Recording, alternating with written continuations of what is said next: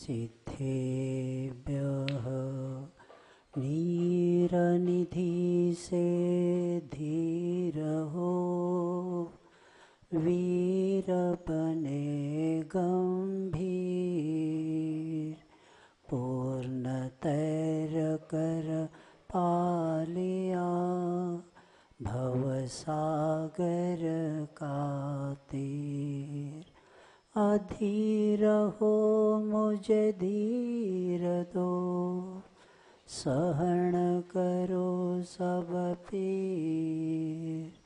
चीर चीर कर चिर लखो, अंतर की तस्वीर। देवादिदेव श्री महावीर भगवान की, आचार्य ज्ञान सागर मुनि महाराज की, आचार्य गुरु श्री विद्यासागर जी महाराज की, निर्यापक मुनि श्री योग सागर जी महाराज की, मुनि श्री अक्षय सागर जी महाराज की जय। संसार में बहुत धर्म हम का नाम सुनते हैं। प्रत्येक धर्म जीवन जीने की कला सिखाता है, लेकिन जैन धर्म जीवन जीने की कला के साथ मरने भी की कला सिखा देता है। और इसके लिए सर्वांगीण और विशद रूप से प्रत्येक आत्मा को परमात्मा बनने के लिए इस संलेखना का विषय देकर प्रत्येक व्यक्ति साधक के लिए एक खुला द्वार हमारे सामने है। उसमें जो साधक अपनी साधना करता है और साधना का लक्ष्य यही रहता है कि अंत में मुझे देह का विसर्जन करना है, लेकिन वह संलेखना के साथ करना है। सतलेखना जो अच्छी तरह से हमें क्रश करना है। कषाय और शरीर को क्रश करना बहुत महत्वपूर्ण माना है संलेखना के लिए। और इस संलेखना में प्रत्येक व्यक्ति अपने जीवन में इसी को लक्ष्य अगर बनाएगा तो प्राप्त कर सकता है।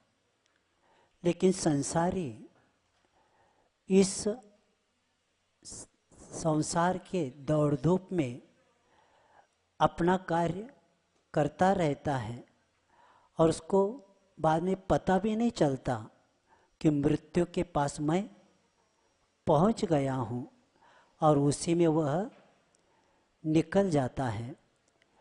इसीलिए पहला जीवन का लक्ष्य बने और लक्ष्य के अनुसार साधन को अपनाए। अगर वो प्राप्त भी न हो जाए, लेकिन लक्ष्य को साथ में होने कारण मृत्यु के बाद योग्य द्रव्य क्षेत्र काल मिलने की भावना यानी पुण्य अपने को मिल जाता है। और ऐसे संलेखना कब लेना चाहिए, इसके लिए आचार्यों ने साधकों के कहा है।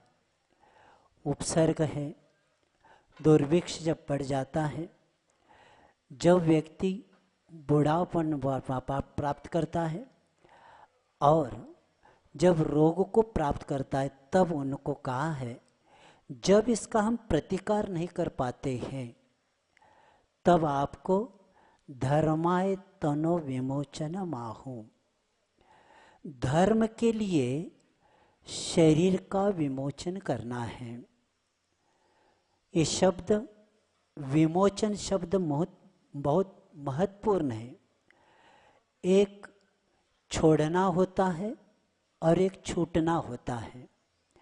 शरीर छूटना नहीं चाहिए, शरीर को हम छोड़ना चाहिए, क्योंकि ये विमोचन शब्द देके समंत भद्राचार्य हम लोगों के लिए यही बात करते कि शरीर के प्रति अब हमें कब कौन सा कार्य करना है जिसके द्वारा हम ये साधना करते करते शरीर को छोड़ सकते हैं।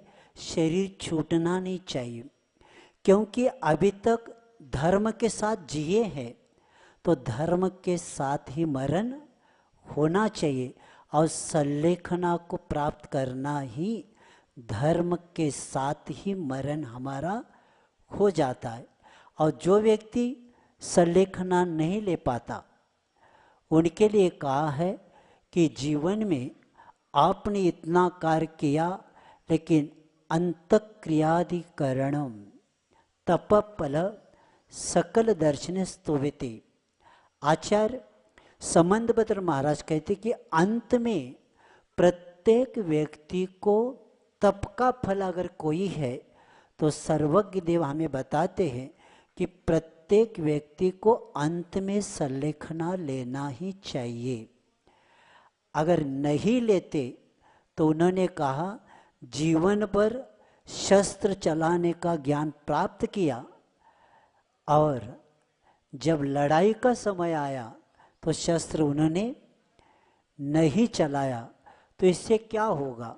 इसलिए धर्म की सुरक्षा अगर हमें करना है, धर्म के साथ हमें अंत में जैसे उपसर्ग आदि जो हमने बात आपके सामने रखी, जो कि 4 प्रकार के उपसर्ग होते हैं। जब व्यक्ति बूढ़ा हो जाता है तो जब जैसी जरा वह व्यक्ति प्राप्त करता है तो उसको पहले से क्या करना चाहिए, तैयारी करना चाहिए, तब जाकर। और रोग जब प्रतिकार नहीं करते, जब ये श्लोक हम पढ़ते हैं कि पहला लोग सोचते थे बहुत बीमारी पहला कम होती थी, अब वर्तमान में ये महामारी ये कोरोना जैसे आ गई कि व्यक्ति को कौन से उम्र में कहाँ कब क्या होगा। इसीलिए उम्र के साथ संबंध संलेखना का नहीं रखना। अपने आए हुए रोग का हमें अगर प्रतिकार नहीं करते तो हमें किसके लिए तैयार होना चाहिए, संलेखना को तैयार होना चाहिए।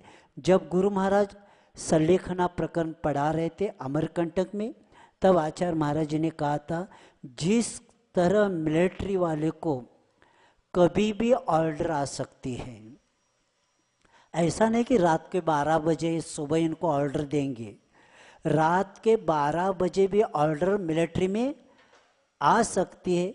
तो इसीलिए वह सजग पहले से रहते। उसी तरह हमें प्रत्येक समय इतने तैयारी में रहना, क्योंकि कभी भी कोई भी विपत्ति कोई भी बीमारी आ सकती, उपसर्ग हो सकता है। जब आप प्रतिकार नहीं कर सकते तो ये संलेखना अंत में होना जरूरी है। और इसी भाव को लेके आज ज्ञान सागर महाराज जी का इस संलेखना समाधि दिवस मनाने का अपने को सौभाग्य प्राप्त हुआ है।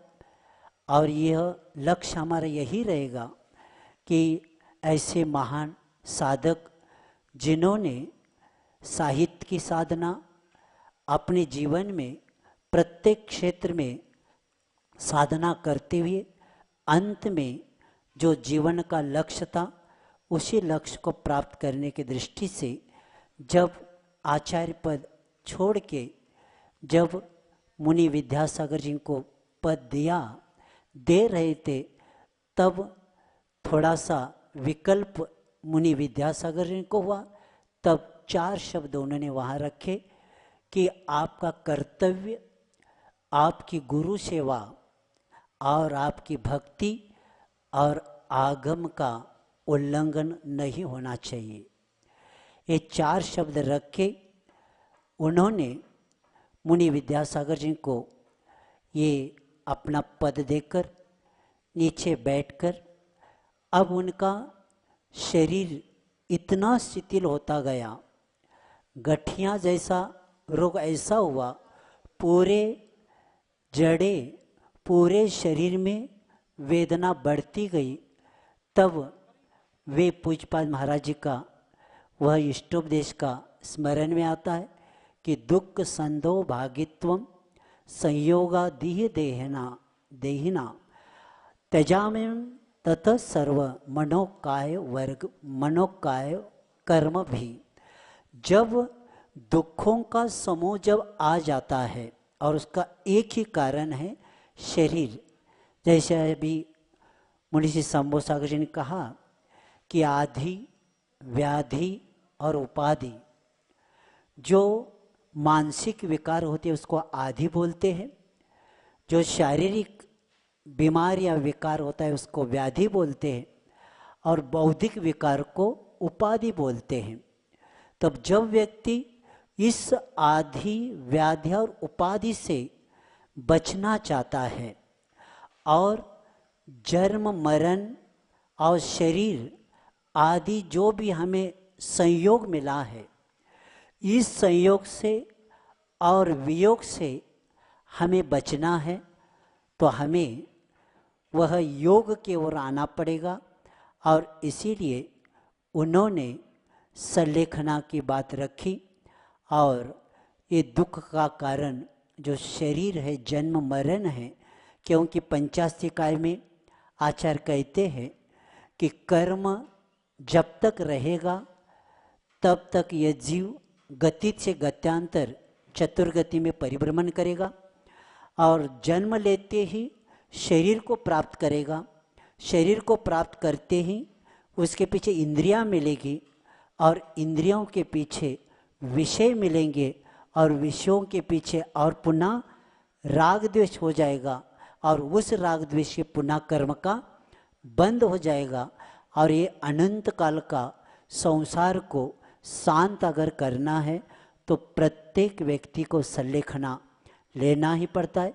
और जैन दर्शन की एक विशेषता है कि प्रत्येक व्यक्ति को सिर्फ मनुष्य गति में नहीं, तिर्यंच गति वालों ने भी संलेखना को प्राप्त किया। ये जैन धर्म प्रत्येक, कई जगह मैंने प्रश्न किया था कि चारों गति में कौन सा धर्म है। प्राय करके अन्य दर्शन का हम सुनते हैं वह सिर्फ मनुष्य लोक में है, लेकिन एक जैन धर्म ऐसा है वह चारों गति में धर्म चलता है। नरक में भी अगर किसी का विकास हुआ है तो जैन धर्म से हुआ है। देवगति वालों को भी धर्म का आधार लेना पड़ा।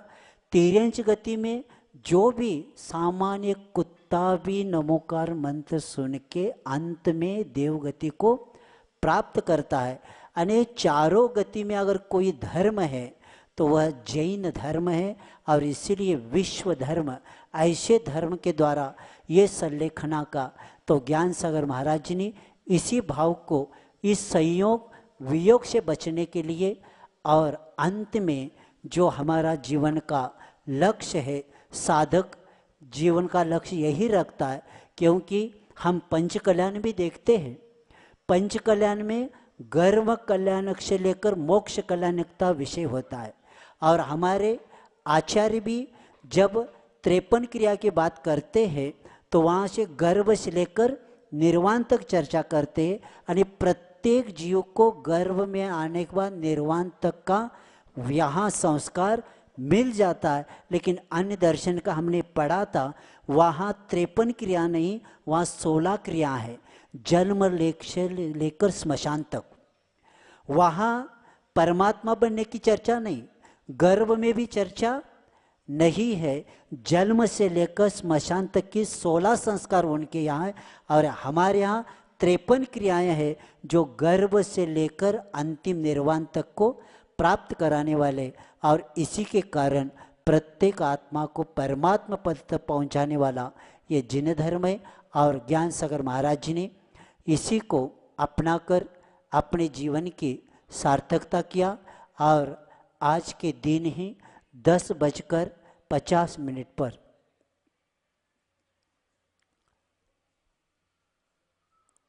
इसी समय उन्होंने अंतिम देह का विसर्जन किया और हमारे लिए एक ऐसे व्यक्ति को दिया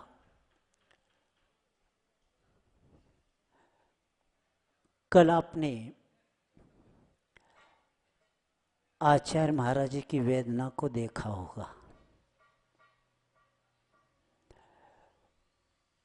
इतना पूरे क्षेत्र में, पूरे जगह प्राणी मात्र के लिए इतना कार्य करने के बाद भी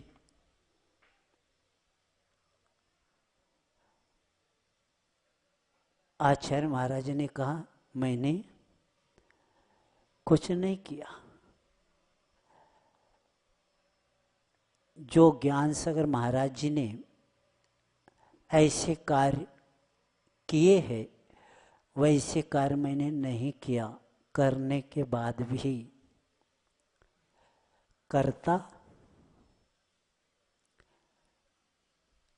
नहीं बनते, और यही साधक की पहचान है।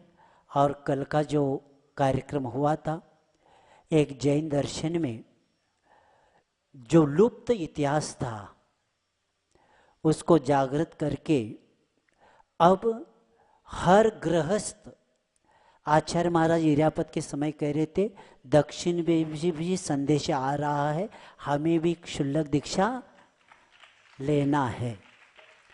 लोगों में जागृति बढ़ती जाएगी और हर व्यक्ति प्रतिमाधारी आगे बढ़ता जाएगा। और जो हमारे सामने 11 प्रतिमा की जो बात हुई थी कि 11 प्रतिमा के साथ जो कार्य होता है वह 11 प्रतिमा का आरोपण करके उनको लंगोट और जो दुपट्टा दे के ये बहुत बड़ा कार्य किया। और वो देख के बहुत लोगों की भावना हो रही, और ऐसे ही सल्लेखना का द्वार सबके लिए खुला हो गया। और हम भी भावना यही बात है, क्योंकि प्रत्येक श्रावक भावना बता है कि दुख को कम्मक को बोहिलाओ सुगई गम समाय मरणम जनुकत निसंपत्योजम। इसी भावना के साथ अहिंसा परम धर्म की बोलिए मुनि।